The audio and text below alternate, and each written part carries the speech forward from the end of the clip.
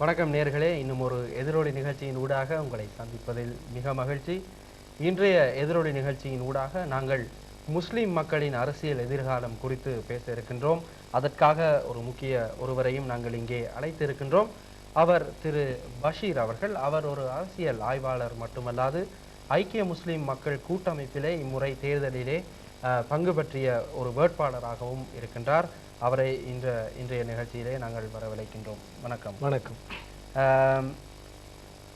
முதலாவதாக முஸ்லிம் மக்களின் பிரச்சனைகள் குறித்து நாங்கள் விரிவாக பேசுவதற்கு முன்பதாக இந்த பாராளுமன்ற சபாநாயகர் தேர்விலே ரவுஃப் ஹக்கீமும் அவரை சார்ந்தவர்களும் ஐக்கிய தேசிய முன்னணிக்கு வெளிப்படையாக ஆதரவு கொடுத்து சபாநாயகரை தேர்ந்தெடுத்தார்கள். உண்மையிலேயே இந்த விதிமுறைகளை தாண்டி கூட, அதாவது இது ரகசிய வாக்களிப்பாக இருக்கின்றது, அதை தாண்டி அதை வெளிப்படையாக காட்டி அப்படியான ஒரு வாக்களிப்பு அங்கே நடைபெற்றது. இதன் பின்னாலே என்ன இருக்கின்றது? ஏன் ஐக்கிய தேசிய முன்னணியை இவர்கள் ஆதரிக்க வேண்டும் அல்லது லொக்கு பண்டாராவை இவர்கள் ஆதரிக்க வேண்டும்? உண்மையிலே இது நடந்த பொழுது மிக வருத்தமாக இருந்தது. இதை அவதானித்த பொழுது ஒரு பாராளுமன்றத்தினுடைய விளிமியங்களை மீறி, ஒரு இரகசிய வாக்கெடுப்பு என்ற அடிப்படை தத்துவத்தினுடைய விளிமியங்களை மீறி ஒரு பாராளுமன்ற ஜனநாயக தேர்தல் முறைக்கு எதிரான முறையிலேயே தாங்கள் யாருக்கு வாக்களிக்கப் போகின்றோம் என்பதை வெளிப்படையாக காட்டிக்கொண்டு வாக்களித்தது உண்மையிலேயே பாராளுமன்றத்தினை அவமானப்படுத்துகின்ற ஒரு செயலாகும். அது மாத்திரமல்ல, சிறுபான்மை கட்சிகளான ஸ்ரீலங்கா முஸ்லிம் காங்கிரஸ் போன்ற கட்சிகள் அவ்வாறு நடந்து கொள்வது எவ்வாறு ஒரு பேரினவாத கட்சிகள் என்று சொல்லப்படுகின்ற பெரிய கட்சிகளிடமிருந்து ஒரு ஜனநாயக விளிமியங்களை பேண வேண்டும் என்று எதிர்பார்ப்பது கூட தங்களுடைய விளிமியங்களை தாங்கள் எந்த அளவு பேணுகின்றோம் என்பதன் ஊடாகத்தான் அதை சொல்ல முடியும்.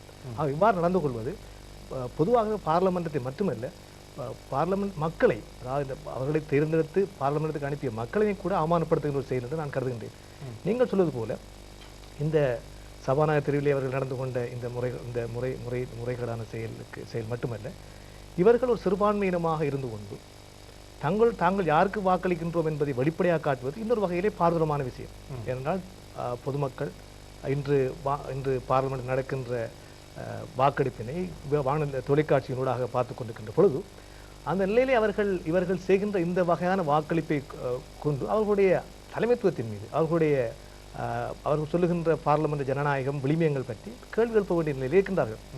அது மாத்திரமல்ல, இந்த தேர்தல் முறையிலே சிறுபான்மை கட்சிகள் யாவுமே மிக நுணுக்கமாக மிகவும் தங்களுடைய நிலையை புரிந்து கொண்டும் இன்று இருக்கின்ற பார்லிமெண்ட் தேர்தலிலே சபாநாயகர் தெரிவானது ஒரு கட்சி அடிப்படையிலான தெரிவாக அல்லாமல் தெரிவு செய்யப்படுகின்ற நபர் ஒரு சரியான சபாநாயகராக இருப்பாரா என்ற கேள்வி குறித்து தான் நாங்கள் ஆராய வேண்டும்.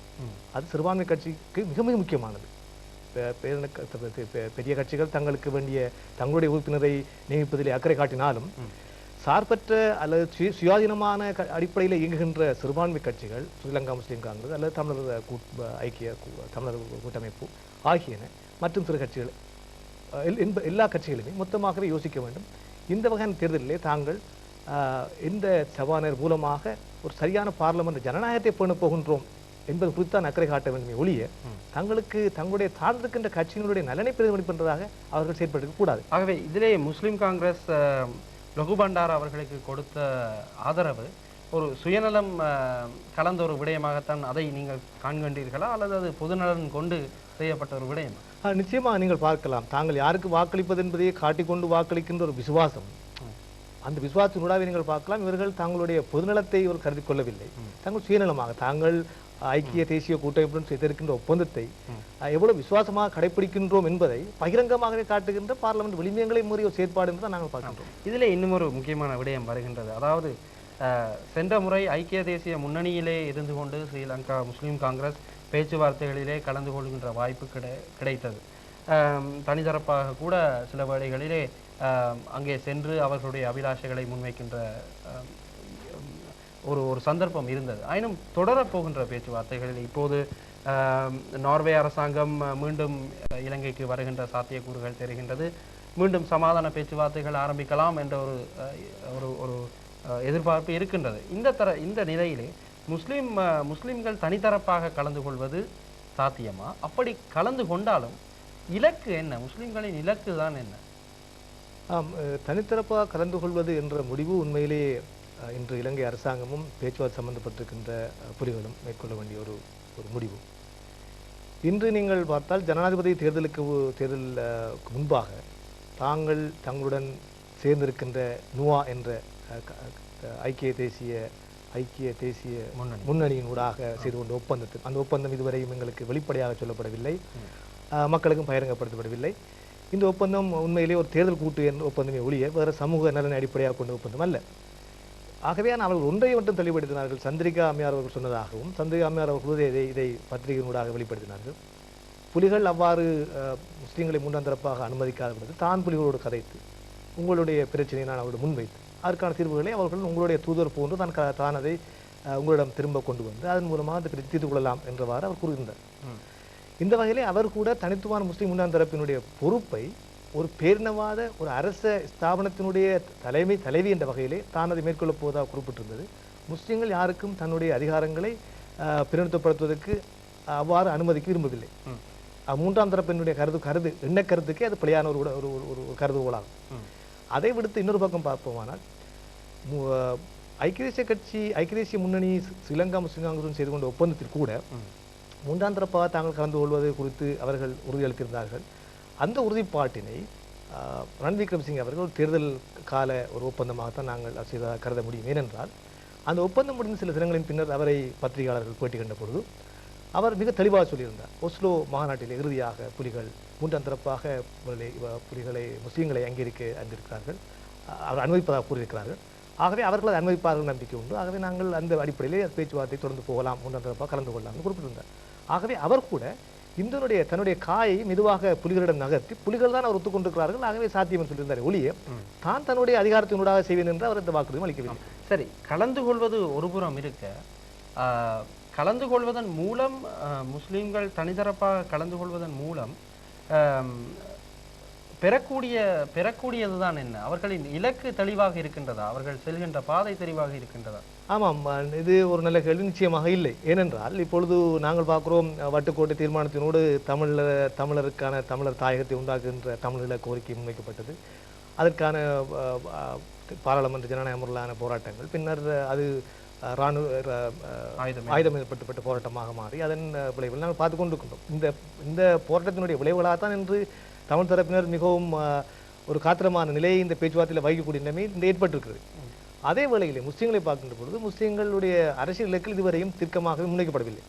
இதுவரையும் ஒரு தென்கிழக்கு முஸ்லீம் அலகா அல்லது இந்த துண்டு தரப்பட்டிருக்கின்ற முஸ்லீம் பிரதேசங்களை எவ்வாறு இணைத்து முஸ்லீம்களை ஆட்சி ஒரு ஃபெடரல் ஸ்டேட் ஒரு சமஷ்டியாக கொண்டு வருவது என்ற பிரச்சனைகள் இங்கே இது குறித்து முஸ்லீம்களுடன் திட்டமான தீர்வில்லை.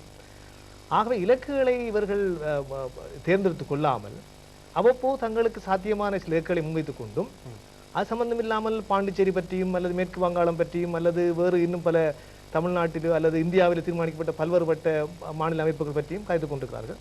திட்டோட்டமாக இதான் எங்களுக்கு வேண்டும் என்று இதுவரையும் அவர் முன்வைக்கவில்லை. ஆகவே அந்த நிலையிலே நாங்கள் இலக்குகளை ஒன்றை தேர்ந்தெடுக்காமல் தமிழீழம் என்ற இலக்கை தேர்ந்தெடுத்ததன் ஊடாகத்தான் இந்த போராட்டம் மிக வலிசமைக்கப்பட்டு ஒரு ஒழுங்குபடுத்தப்பட்ட போராட்டமாக இன்று வந்திருக்கிறது. அந்தவாறு ஒரு இலக்கை தேர்ந்தெடுக்காத போராட்டமாக முஸ்லிம்களுடைய அரசியல் அபிலாசைகள் முன்வைக்கப்படுகின்றன. இதிலே அப்படியாக தெளிவாக எந்தவித கோரிக்கைகளும் முன்வைக்கப்படவில்லை என்று நீங்கள் கூறினாலும் இதிலே நாங்கள் ஒளிவில் பிரகடனத்தை கவனத்தில் கொள்ள வேண்டும். இந்த ஒளிவில் பிரகடனம் என்பது என்ன என்பதை பற்றி மக்களுக்கு நீங்கள் தெளிவுபடுத்துவதோடு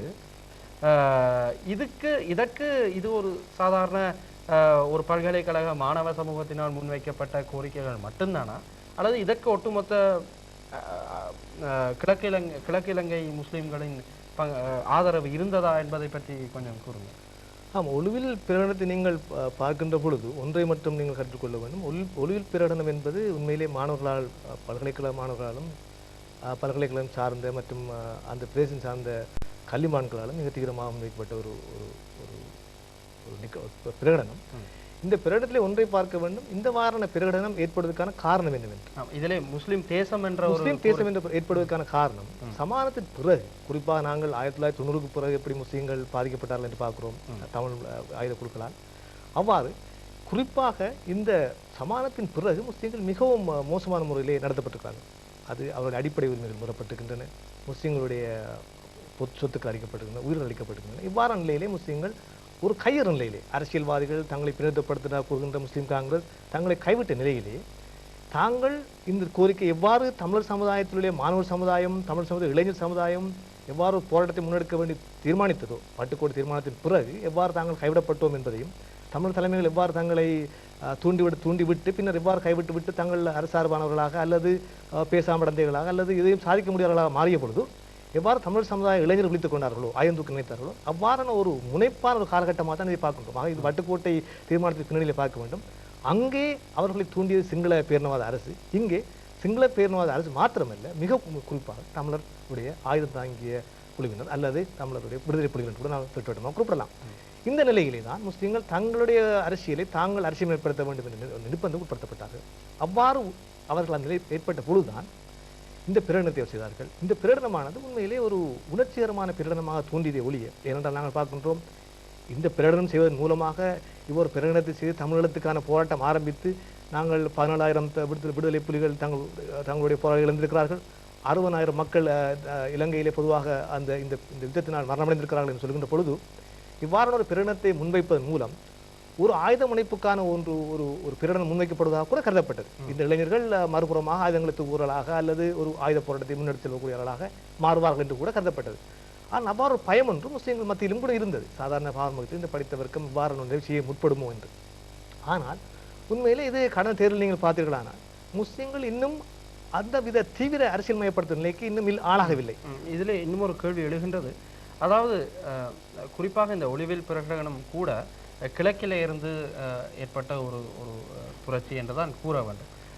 அந்த வகையிலே கிழக்கு ஒரு பிரச்சனைக்குரிய ஒரு பிரதேசமாக இருந்து வருகின்றது முஸ்லீம்களுக்கு பொறுத்தவரையில். நீங்கள் குறிப்பிட்டவாறு விடுதலை புலிகள் இயக்கத்துக்கும் முஸ்லீம்களுக்கும் இருந்த பிரச்சனை கூட அங்கே அறியப்பட்ட ஒரு விடயமாக இருந்தது.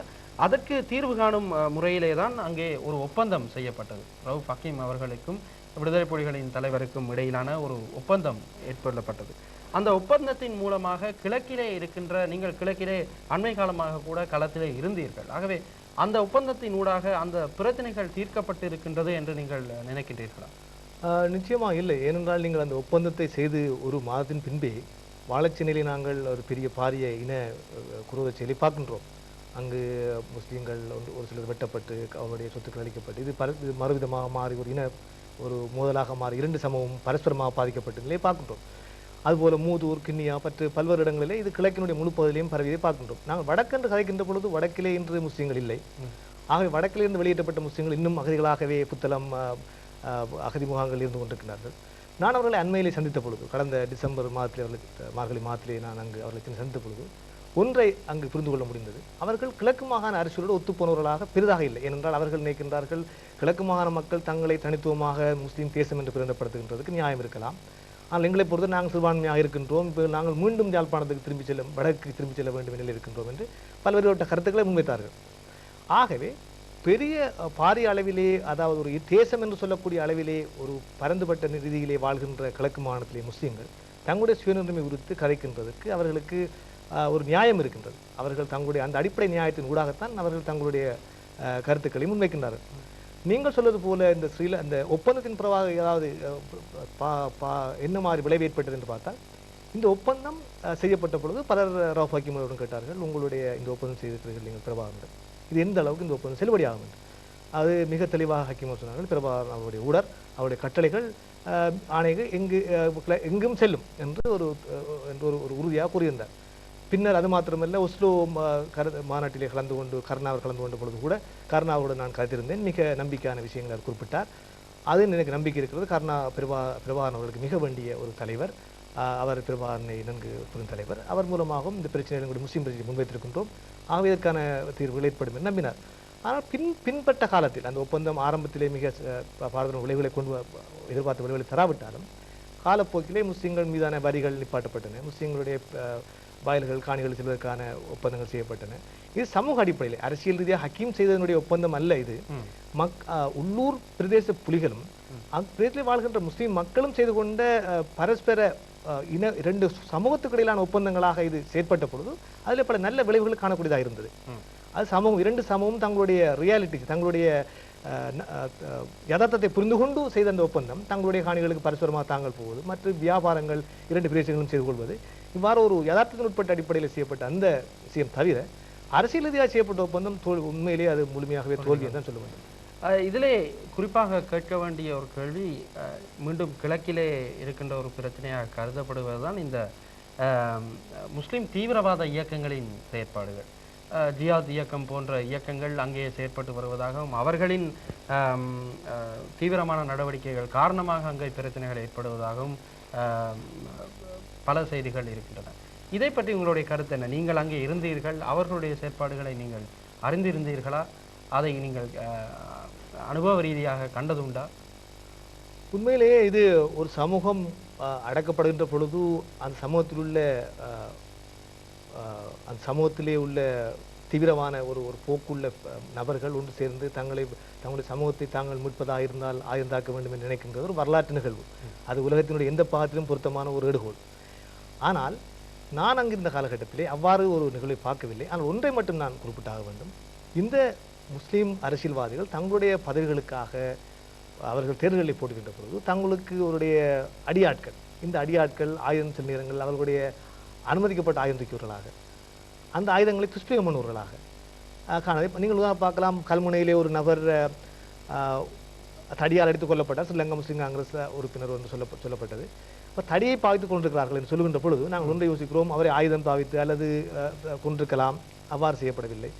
இன்னும் பல இடங்களிலே நாங்கள் தீக்கிரையாக்கப்பட்ட பல வலுகுலங்களை பார்க்கிறோம். அங்கு கூட பொம்மறிந்ததாக ஒரு சில செய்திகள் வந்தன. ஆனால் பரந்துபட்ட அளவில் செய்யப்படவில்லை. பொதுவாக இந்த அரசியல்வாதிகள் தங்களுக்கு சாதகமான ஒரு படைகளை தங்களுடைய அரசியல் தேர்தல் களத்திலே குதிப்பதற்கான ஒரு முஸ்தீபுகளுக்காக தங்களுக்கு பாதுகாப்பாக ஒரு வகையான இராணுவமயப்படுத்தப்பட்டன்னு சொல்லக்கூடிய அளவிலே ஒரு பாய வைத்திருக்கலாம். உதாரணமாக ரவுஃப் ஹக்கீம் அவருடைய வாகனத்திலே தடிகள் கைப்பற்றப்பட்டன, புல்லுகள் கைப்பற்றப்பட்டன, ஆயுதங்கள் கைப்பற்றப்பட்டன. இவ்வாறுலாம் நாங்கள் பார்க்கின்ற பொழுது இன்று ஒரு தேர்தல் ஜனநாயக முறை தேர்தலாக ஒரு வித்தியாசமான